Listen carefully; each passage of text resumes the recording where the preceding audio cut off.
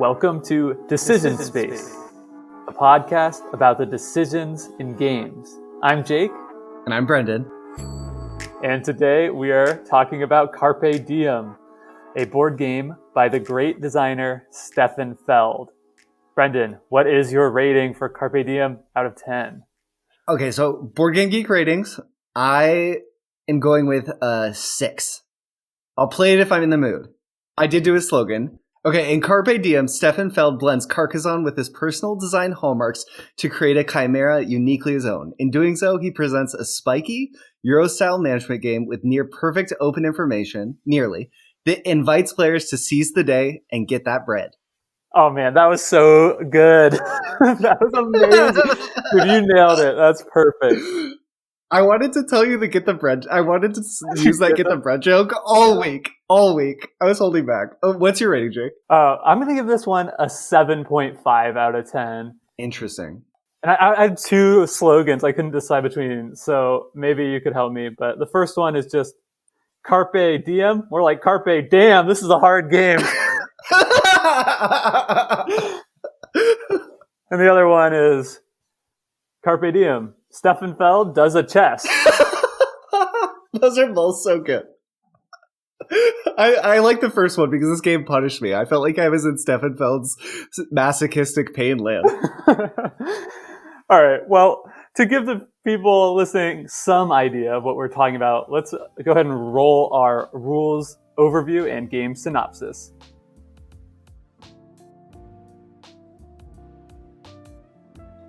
Carpe Diem is a tile-laying, resource management, objective selection game that plays out in a number of shared and personal spaces across the table.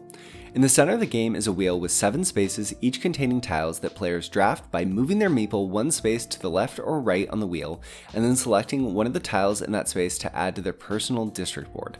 Tiles in Carpe Diem depict halves or parts of dwellings, landscapes, and villas that players arrange carefully on their board, always making sure that all 4 sides of a placed tile match those it connects with, and must always place a tile adjacent to one they've already placed.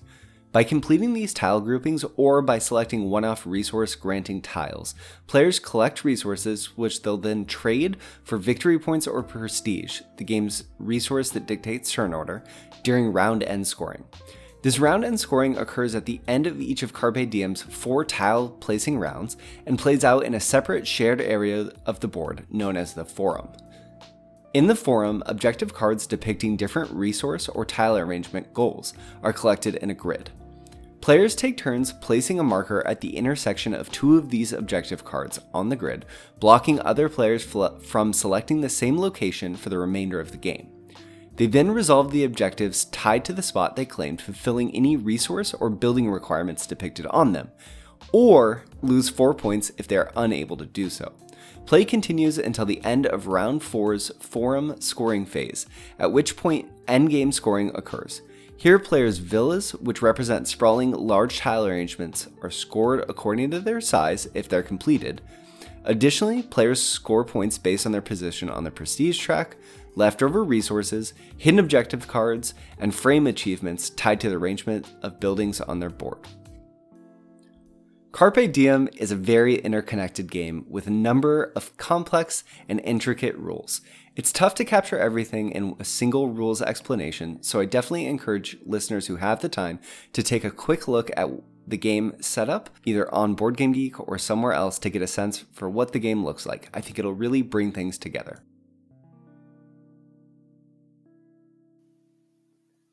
So hopefully that synopsis gave you some idea of how to play the game. And we'll try and help aid along the conversation by going into a little bit more detail in some areas as we discuss the different decision points.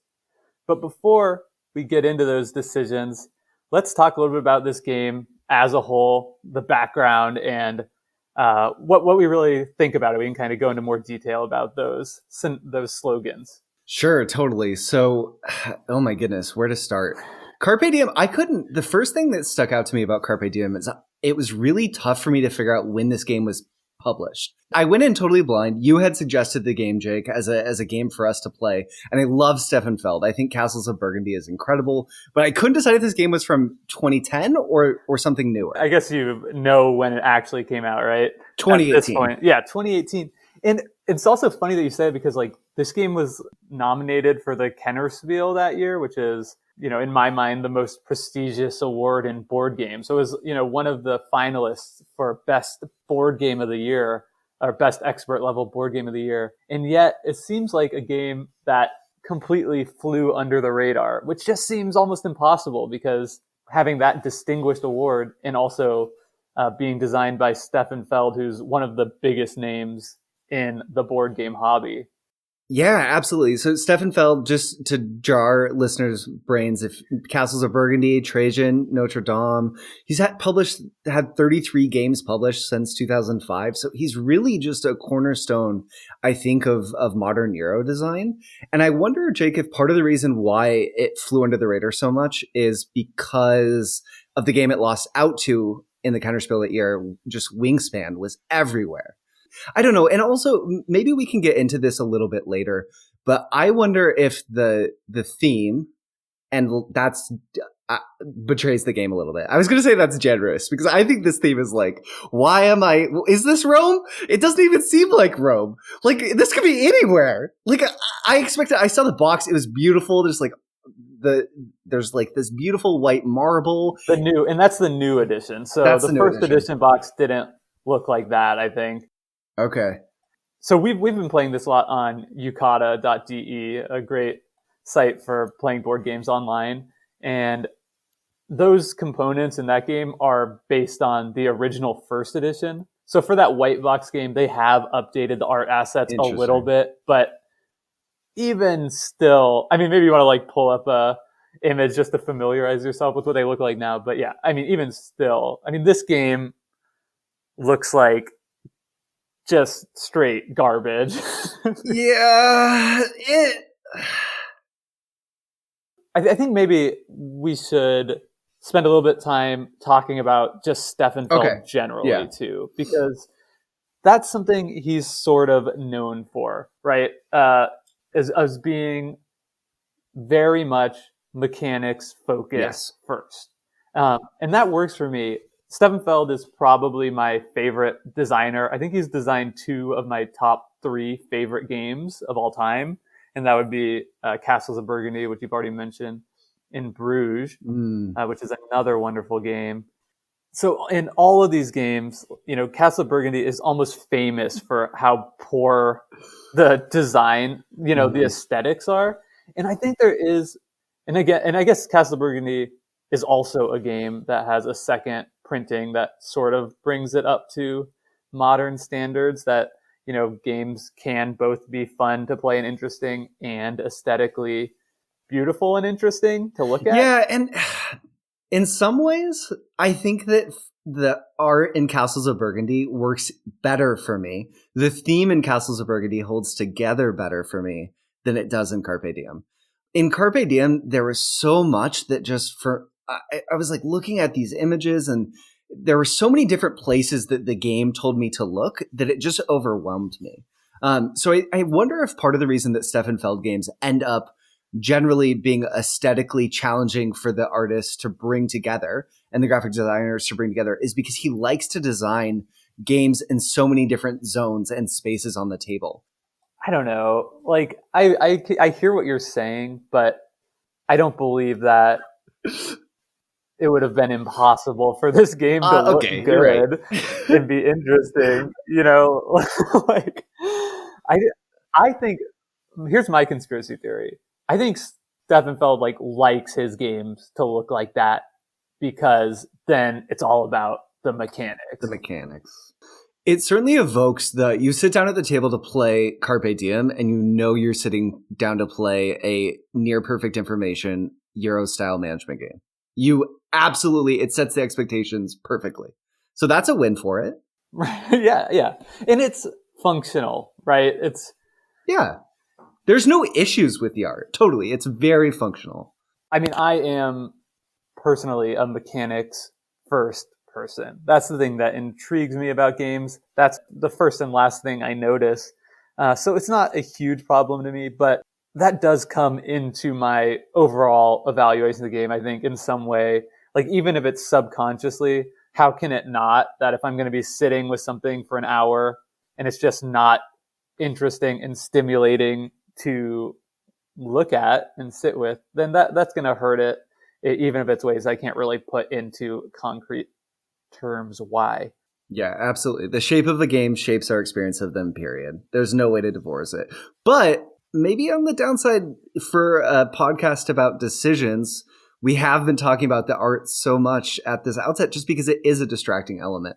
But I guess what made you choose Carpe Diem this week, Jake? Why was this the game that you wanted to bring to the forefront for this episode? So I had just been playing Carpe Diem already on Yukata, as I mentioned. There's a great implementation of it there. And so one thing I do is I have like a whole bunch of asynchronous games going at any given time. And I work from home right now, as so many of us do. And it's just a really fun way to take a brain break during the day, open up Yukata and I'll take my turn in 3 or 4 different games. So Carpe Diem is one of the games that I've been playing a lot on there in that capacity. I already had some familiarization with it because of that. And then I also knew that this new I think this is the 3rd edition of the game, is just coming out. And so there's, I think, some new interest and excitement about this game as people sort of are now just discovering it for the first time, perhaps because, as you mentioned, I think is a great point, when it came out, the shadow of Wingspan just loomed so large. It was just blocking out the sun. Totally. I guess, so before we dive into the decision space more and maybe talk about our experiences with the game. So you've been playing it a bunch. I have played it a lot in the past week and a half, too much. But I guess from the outset, would you recommend this game to someone? I think I would recommend it with caveats. First, Yukata is great, and all those games are legally licensed. So you don't need to feel ethically questionable about going on there and playing it. And I would recommend, if anything we say in this conversation has or does sound interesting to you, then absolutely go check it out there, free online. The implementation looks ugly, but it works great. So definitely do that. Would I recommend going out to buy it? I think certain people will definitely find enough enjoyment out of this game to buy it, but I don't think I'm going to be adding it to my collection. So it's hard to recommend that to other people. And I think it's really close for me. Like I said, Stefan Feld is my favorite designer. I probably played, he's designed 30. I think I've only played 8 or 9 of his games at this point. Carpe Diem for me is right in the middle. It's probably my 4th or 5th favorite that I've played, which is solid. I think it's a fun game. The last thing I'll say about it, and I think the thing that really does, and maybe this is why we're talking about the aesthetic so much, is it just seems like such a narrow miss, and I wonder if it's because of that. And one thing I love about games, that especially tile laying games, is as you play the game, win or lose, by the end of it, you look down at your board and say, look at what I've built. And win or lose, I get to the end of the game of Carpe Diem, even if I've done really well, like that game we played, and that first one you played, I did well because you weren't super familiar with the rule set yet. And I looked down at my board and I'm just still this is a bunch of garbage. It does not, there's all kinds of buildings all over the place. There's no rhyme or reason. It doesn't look like I've accomplished something exciting. And I think in that small moment that misses the mark. Yeah. So if you asked me after that first game if I would recommend someone play Carpe Diem, I would say no. But as I played this game, it romanced me a little bit. And I've played well over a dozen games at this point. And I will say that if you've played Castles of Burgundy and you enjoyed it, and if you like tile laying games, if you like constructing little personal spaces, if you like Carcassonne, you should try Carpe Diem. There's a lot that this game has to offer, but you should probably, like Jake said, play it digitally first, play it on Yukata, and commit to play it 3 times, because you're not going to enjoy your first play. And I think in some ways that has very much endeared me to the game, because not many designers are willing to design games at this point where the first time you play it, you're drowning and you have to play it 2-3 times to really find solid footing. And while it felt bad, by the 3rd, 4th, 5th play, it starts to click. I still have some little issues, I think, that just make this game not the perfect game for me, that I'd love to get into as we talk through some of the systems and the core decisions of the game. But it's a neat design that if you're a Stefan Feld fan, you should experience. Excellent. Let's get into the first decision point in this game, which is selecting your tiles. Yeah, so I think that the best place to start is probably that wheel tile selection mechanism. That's the mechanism I think that is the most vital to the game. So at the start of the game, everyone is moving left or right on a wheel. Part of me wants to call it a rondelle. Part of me doesn't want to call it a rondelle. You can pay to skip spaces, but you're not moving just clockwise or just counterclockwise. You can move either direction, which is sort of interesting. Do you want to give sort of a summary of the mechanic, Jake? Sure. There is this central wheel where each person in the game will have their one meeple marker. And on your turn, you'll move it to the left or the right. I think there are 7 total spaces in the wheel. And in each of those 7 spaces, there are, at the start of a round, 4 different tiles.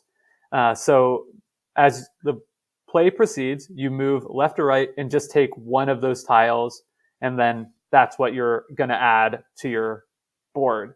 Yeah, there is a little bit more to it than that, in that there is a resource in the game called bread, very creative and thematic,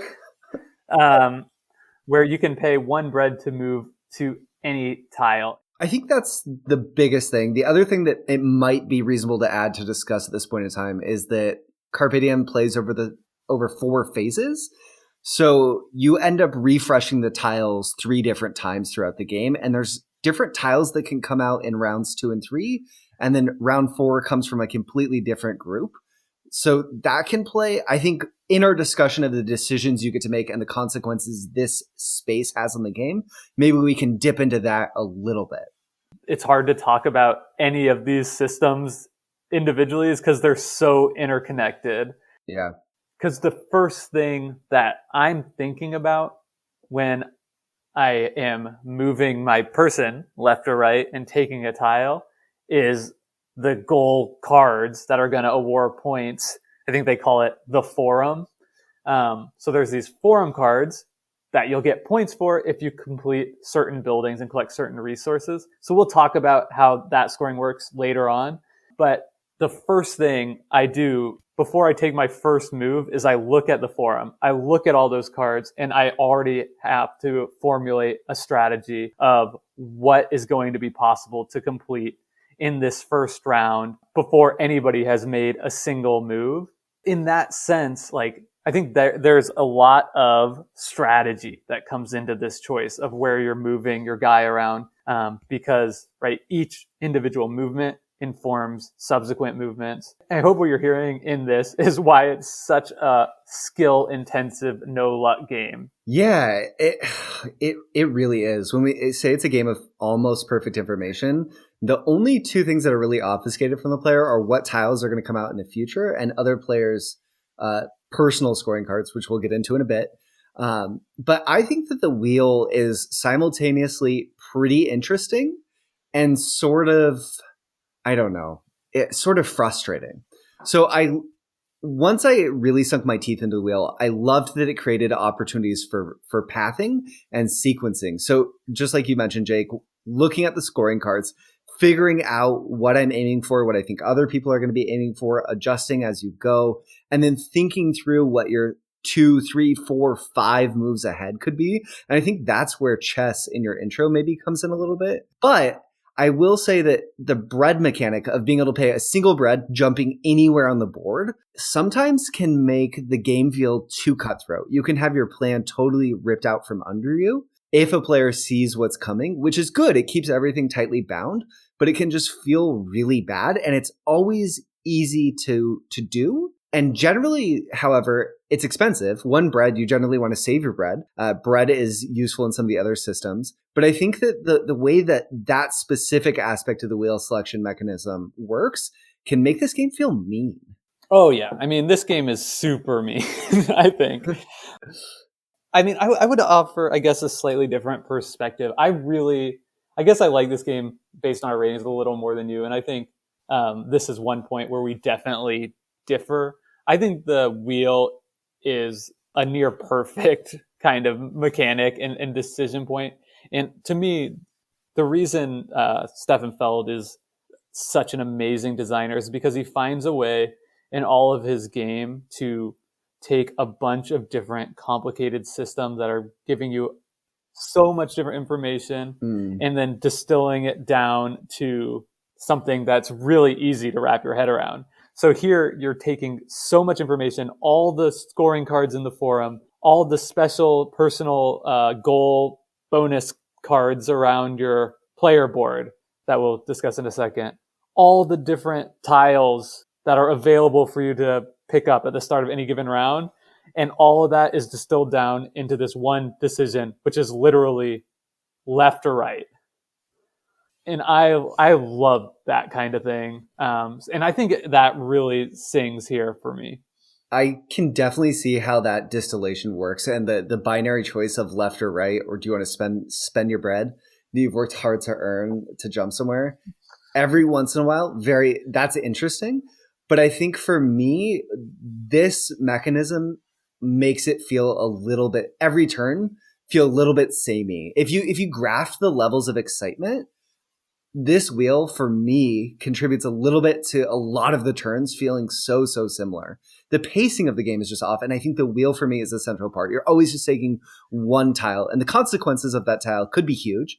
They're generally mostly the same. You're generally building 2 or 3 sections of tiles together, trying to make pairs of these different houses or farming plots or vineyards. And then sometimes you're working on a massive one in a villa. Sometimes they're just single consequence things. You're plopping down a baker, I think they're called, or, oh my goodness, what are they even called? It's so hard. A market or a fountain, just single occupying spaces. And I think that the wheel, maybe I'm being too harsh on the wheel itself. And I just wish that there was a way in which I could take multiple tiles at once, independently of building the green buildings, which are great. I feel like it doesn't even matter that I don't know the names of them. Oh, definitely not. I was like smiling to myself, like, what is that called? Because like I have no idea. It's just the building that gives bread. Like it's just the green building. Yeah, totally. And again, that goes back to the aesthetics, but like hilariously, like all the buildings look exactly the same. They just have a different color roof. Yeah, exactly.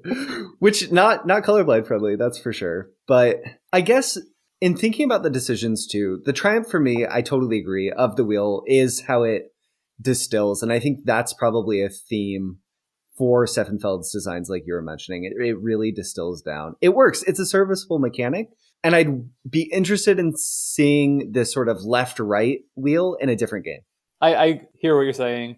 And I agree with a lot of it. And 2 things you said in particular, I think it'd be good to bring up now because I agree. And the first is that's one of the big downsides of the game as I see it. All of the games of Carpe Diem, while they're always interesting and they're always challenging, they always play out basically the same. There's not a lot of variability here from play to play. What makes it interesting to replay it and why I've played this game, 20 times or so, well, it helps that it's online.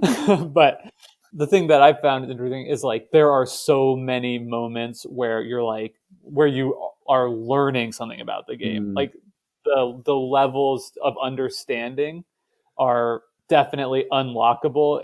Totally agree, Jake. I think that that's the strongest aspect of this game is it leaves the sense of discovery open and it doesn't play its hand in terms of tricks, surprises, and things the players can learn in that first game or even the first 3 games. I totally agree. I can't remember what the other thing you said I agree with now. No worries. I think it segues actually perfectly. Like you said, it's really tough to discreetly talk about some of these systems, maybe in the way that we did about Kanagawa last week because they're so tied. So I think as we move into future ones, they're all going to mesh together, and that's probably fine. But let's pivot into tile placement. So we've taken our tiles from the wheel. In a typical turn, that's how you're going to start. You're going to move your meeple, pick a tile, then you have to place it. And there's so much that goes into this decision. But the thing I want to say, and I've been waiting so long to say this to you, is that I think that the way in which these tiles were designed was just mean. They're not flexible. Like, there's so many tiles where you end up, if you've never played this game, you will inevitably, and Jake, you can attest to this, my first game, it was like a dumpster fire. I just didn't know what tiles were in the game. And maybe that's on me. Maybe I should have sat down, really studied the tiles, learned. No, you should not have. That is an unrealistic expectation of anyone playing a board game for the first time. I feel like making these decisions, I'm like, okay, I'm going to go down this tree. I'm going to place this tile here. I have my board moderately filled. This feels like I'm leaving myself open. In any other game, I'd be totally fine. And the tile that I need just doesn't exist. And I'm just screwed. And there's nothing I can do about it. And there were some specific things that Stefan Feld did that really restricted the shape of certain things, I guess in an interesting way. Constraints are interesting. Super interesting. But it really can feel suffocating. There's such a specific way he's asking you to do things. And when you do them, you can feel very smart. But when you don't do them, it's just brutal. I have to say that playing you in that game, especially after you whipped me around in Kanagawa, I was just enjoying it so much. Like looking at your board and just watching you make mistake after mistake. And especially because, like, of course I was there in my first game. So, like, I know exactly what you're doing. And, you know, after the first round, I think the score was like 19-20 or whatever, right? It was like very close. But I'm just looking at your board. I'm like, oh, this is over. Like, this is going to be a bloodbath.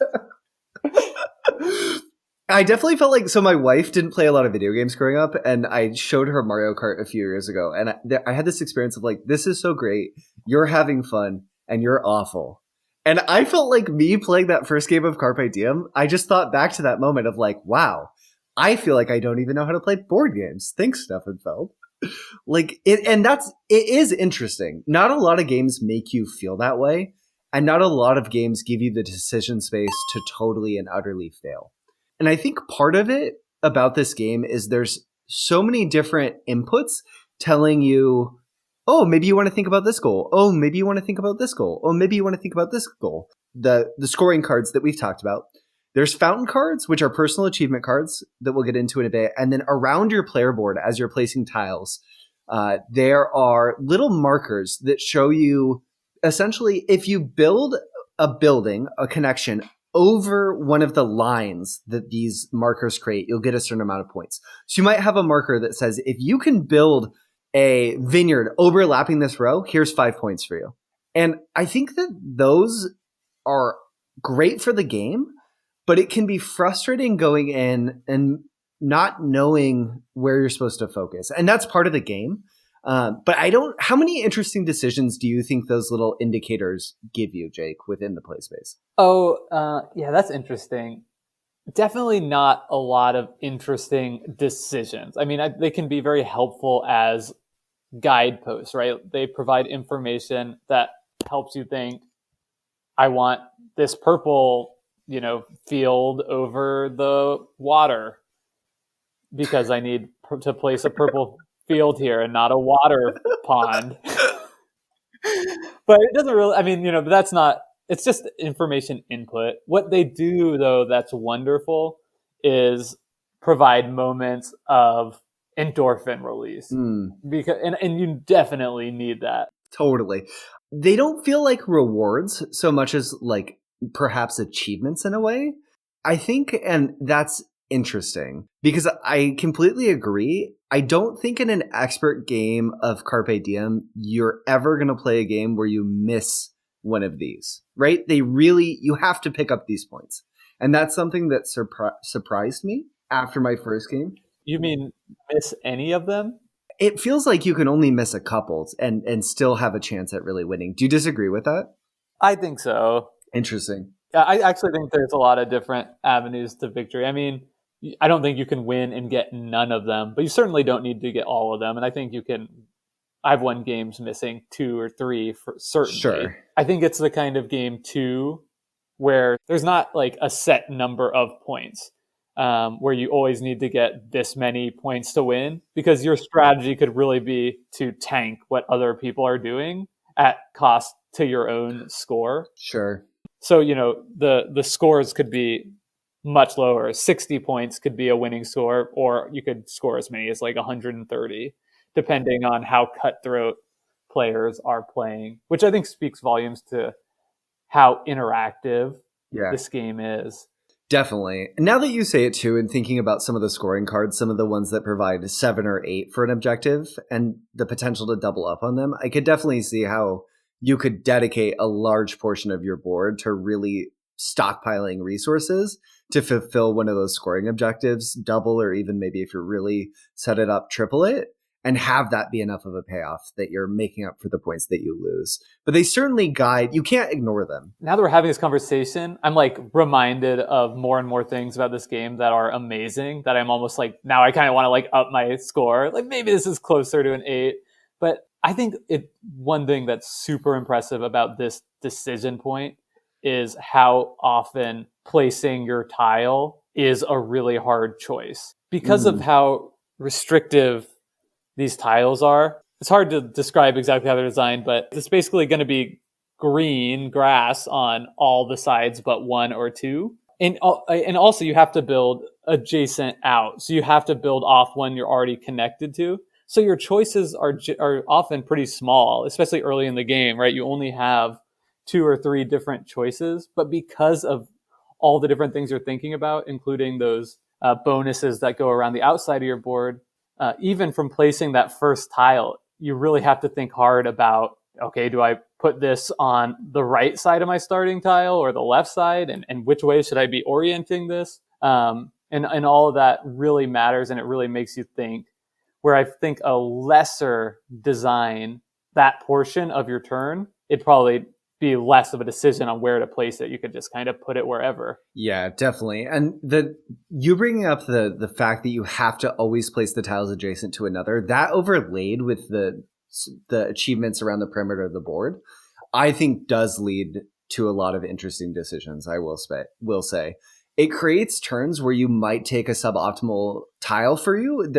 It really doesn't belong, but you need to basically orient your play space to allow yourself to create this like overhang that you can then slot in and set up larger points later and achieve one of those objectives. And because every tile placement is so consequential, it really does make your decisions feel meaningful from the very start. And I do love that about the game. And the way that board ramps up and your decision space grows because of the adjacency and the consequential nature of the tiles, and that they have to all match perfectly, that does feel good. And when you do it, when you do it well, when you learn how to play this game, when you learn how to place the tiles and set up for the future, it can feel great. The villa tiles, especially the very large ones, most of the tiles in the game are either single, double, sometimes 3 tile connection, and the villa tiles can be much larger. And those tiles, I think, when you have a sense for how large you can push it, how ambitious you can be, finishing one of those feels fantastic. Yeah. So there's this extra scoring at the end of game scoring, which basically gives you points for how big your connected villa space is. And that creates a really interesting kind of push your luck element to it, because you want to keep making one villa segment as large as you can.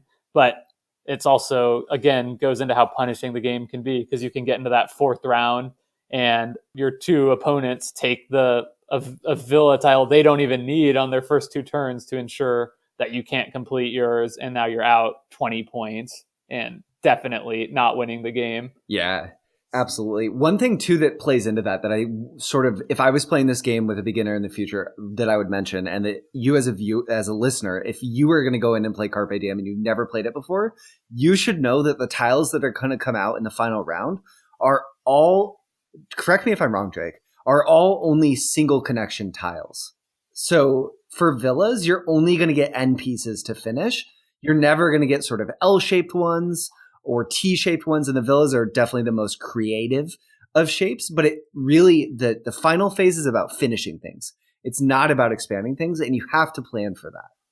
Yeah, I think that's right. Yeah, that is interesting, and it's definitely not something. Again, to our conversation about Kanagawa, it's not something the game goes out of their way to tell you either, right? They're content to let you figure this stuff out on your own, and I think that's okay.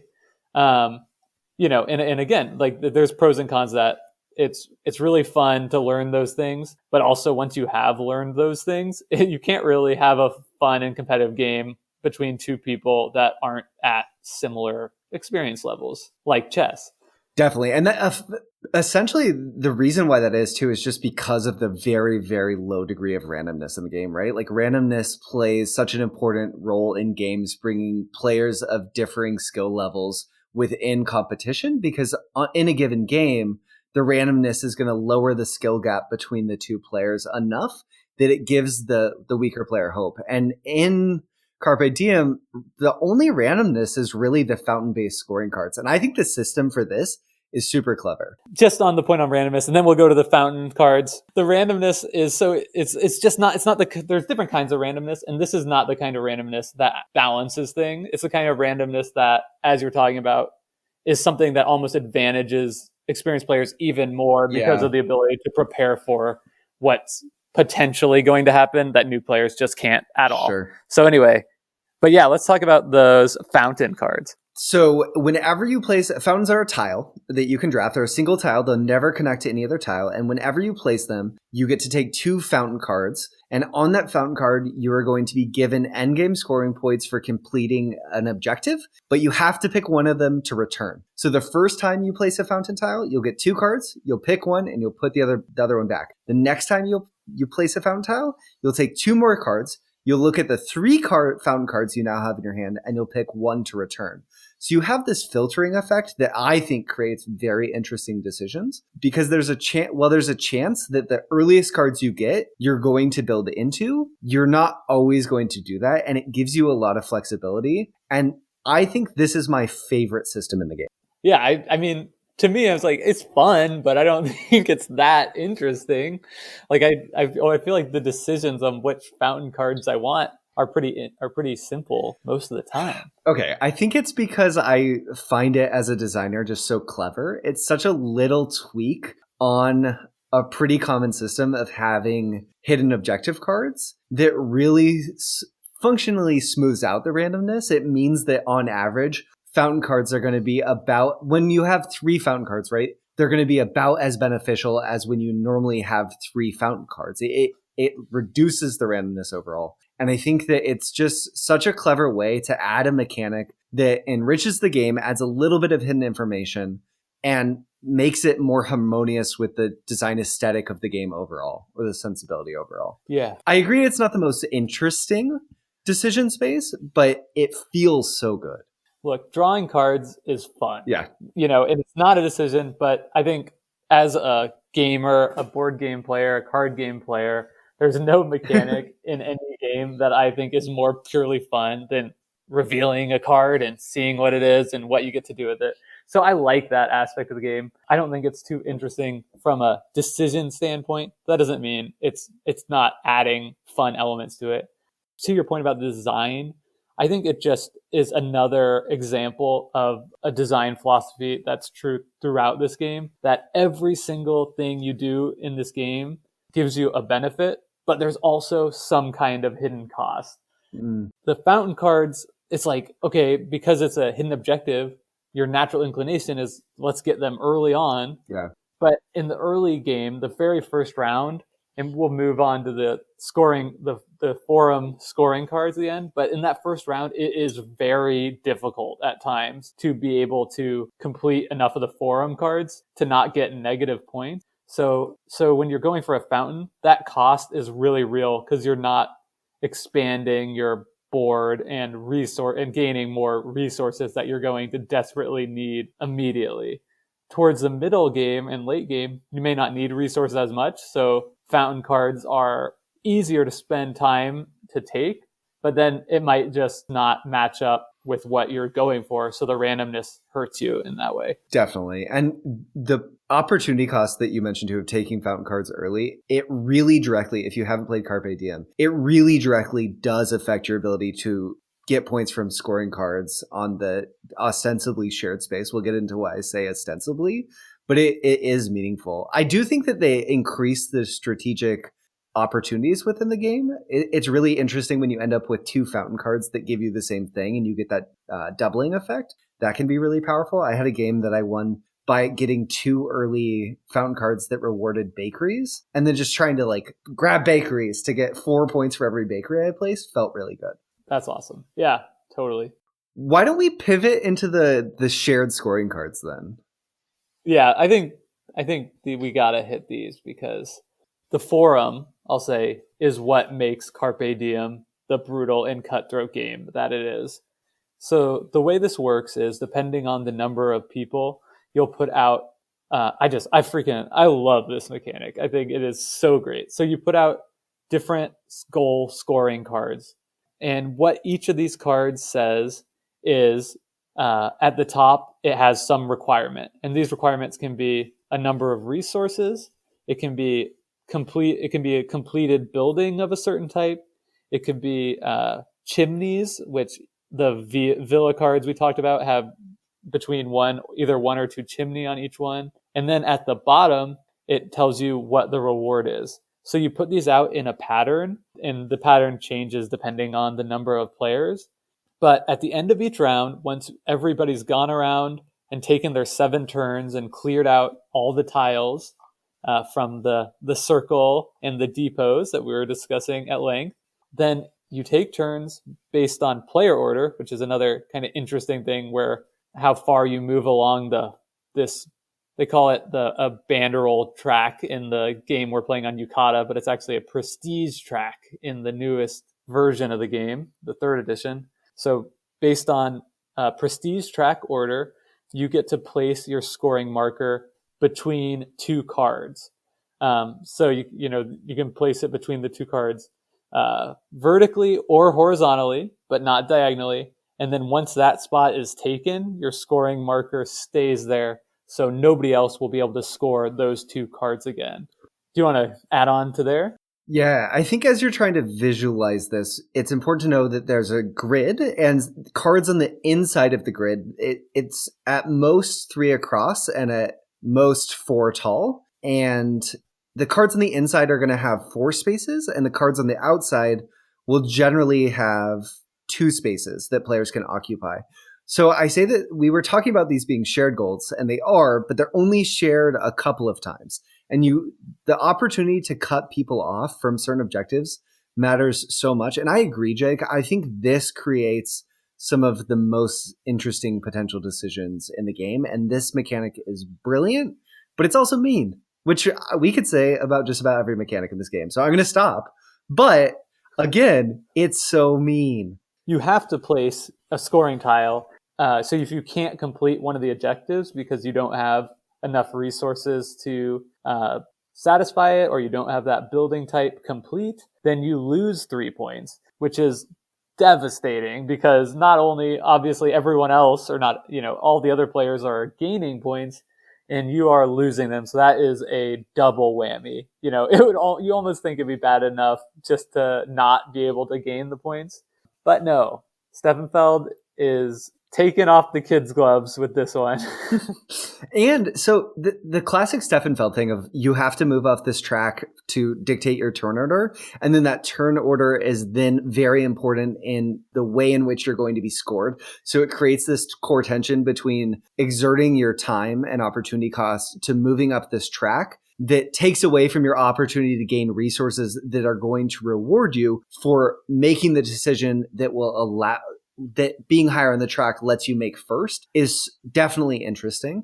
Blocking someone from a spot can be just as devastating as losing points too, right? If you see the spot, this has happened in a couple games with me where I've just overplayed my hand and it's so clear that I'm going for this objective and I need it and there's only one spot left, and you could just lose the game if you overplay in that way, if the other player is able to block you first. But at the same time, it makes the decisions in the game so consequential. And another aspect that I think is really interesting here, Jake, is the ability to double up or triple up on certain objectives. Yes, that was the other thing I wanted to add too, because yeah, you're exactly right. So if you have 2 of that building type shown there, then you get the rewards twice, or you could even do it 3 times. And also, as we mentioned, bread is this interesting resource in the game that allows you to move anywhere when you're claiming your tile. It also allows you to powerfully, I should add, if you have 3 bread, you can exchange that as to satisfy any condition in the game, which can be worth up to, I think, 7 or 8 points. I think maybe 7 is the max. I think there's one with 8. If you get all 4 of if you get grapes, chickens, fish, and grass, okay, you get 8 points for them. All the Roman essentials. Yeah, the classic building blocks of society. Oh my god. You didn't even have to say what they were. Everyone would have just known, because we're talking about a game ostensibly set in some field somewhere. Totally. Yeah, I'm so, viewer, I am so sorry. I really should, excuse me, listener, I shouldn't have even bothered. And there's gold too. Right. Because of course there's got to be gold. Gold is the wild resource, so that's a shocking innovation as well. Yeah, so it's interesting. And I think, so this is super fascinating, because the first thing I said, it's like, I can't even talk about where you want to move your workers without first talking about this, because what is showing up as goals is just informs everything you do. So it's fascinating that way, but it also is interesting when you're actually making the decision of where to place, because of what you've said. You want to block people, you can overplay your hand. Sometimes you want to save up your resources so you can, trip up on that big point one. But if you wait until the 4th round when you have a lot of resources, then it'll be gone. So if you happen to have 3 bread in the 2nd round of the game, or even 1st round of the game, you may just take that spot and spend it then. So it's like, you want to spend your bread, obviously, to get the most points possible. But then by spending the bread, you're putting yourself at risk again